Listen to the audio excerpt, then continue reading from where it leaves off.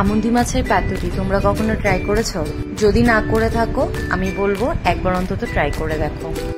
Fresh আমুদি মাছগুলো বাজার থেকে একদম কাটিয়ে তারপর ধুয়ে আমি রেডি করে নিয়েছি। চলো রান্নাটা এবার শুরু করি।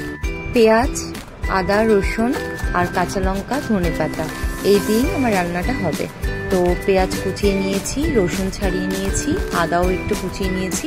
রসুন আর আদাটাকে আমি একটু থেতো করে নিই। পেস্ট এখানে ইউজ করবো না, কারণ জলটা বেশি হয়ে গেলে পাতুরি করতে অসুবিধা হবে। তো কাঁচা লঙ্কাও কিছুটা কুচিয়ে নিচ্ছি। এবার একটা মিক্সিং বোলের মধ্যে আমি কাঁচা লঙ্কা, পেঁয়াজ, আদা, রসুন সব নিয়ে সঙ্গে দিয়ে দেবো আমুদি মাছগুলো যেগুলো ধুয়ে রেখেছিলাম, সেটাও অ্যাড করে দিলাম। দিয়ে 1 চামচ নুন, সঙ্গে 1 চামচ ধনে গুঁড়ো, 1/2 চামচের মতো জিরে গুঁড়ো, আর সাথে 1/2 চামচের মতো হলুদ, আর 1 চামচ শুকনো লঙ্কার গুঁড়ো, সাথে 2 চামচ সর্ষের তেল। সব কিছু দিয়ে ভালোভাবে এটা মেখে নিতে হবে, একটু সাবধানে, কেননা মাছটা কাঁচা, তো কাটা ফুটে যাওয়ার ভয় থাকে। মাছটা মেখে মোটামুটি 15 মিনিটের মতো ম্যারিনেট করে আমি রেখে দিলাম ঢাকা দিয়ে। হয়ে গেছে 15 মিনিট। এবার আমি সঙ্গে আরও কিছু গোটা রসুন অ্যাড করলাম, সাথে কুচনো ধনেপাতা।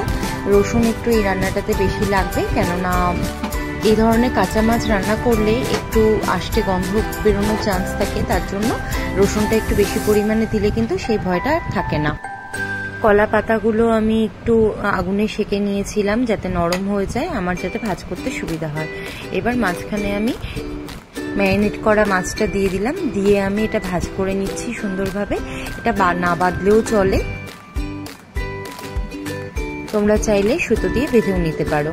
এবার একটা ফ্রাইং প্যান আমি অলরেডি তেল দিয়ে গরম করে নিয়েছিলাম, তো পাতুরিটা সেখানে বসিয়ে দিলাম। 5 মিনিটের মতো এক পিঠ করে ঢেকে দিয়ে আমি আবারও উল্টে দিয়ে এইভাবে আরেক পিঠও ভেজে নেব।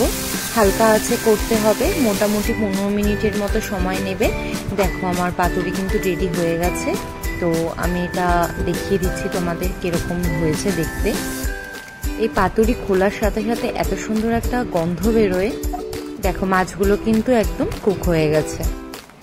মাঝে মাঝে একটু অন্যরকম টেস্ট আনার জন্য কিন্তু এইভাবে রান্না করে দেখতে পারো। খুব কম সময়ের মধ্যে সামান্য একটু তেল আর অল্প মশলাপাতি দিয়ে এত সুন্দর কিন্তু একটা রান্না হয়ে যেতে পারে। তো তোমরা কিন্তু বাড়িতে অবশ্যই ট্রাই করে দেখতে পারো। দেখো মাছটা কিন্তু ভেতর থেকে একদম সফট হয়ে গেছে। এবার টেস্ট করার পালা। আমার তো ভালোই লাগলো আমুদি মাছের পাতুরি। তোমরাও একবার বাড়িতে ট্রাই করো, ট্রাই করে ভালো লাগলে অবশ্যই আমাকে জানাবে। আর ভিডিওটা কেমন লাগলো সেটাও অবশ্যই জানিও। ভালো লাগলে একটু লাইক করে দিও, একটু শেয়ার করো, আর প্লিজ পাশে থেকো। Thank you.